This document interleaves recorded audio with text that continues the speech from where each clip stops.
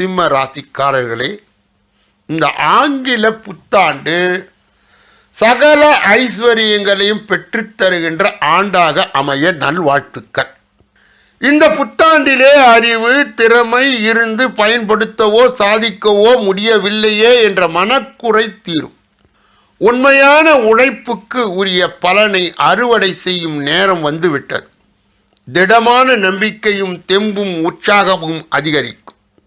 குருவுடைய சஞ்சாரம் உங்களுக்கு மிக மிக சாதகமாக 2024 ஏப்ரல் மாதம் வரை இருப்பது இந்த ராசியை சார்ந்தவர்களுக்கு சாதனை செய்யக்கூடிய வாய்ப்பு நிறைய இருக்கிறது.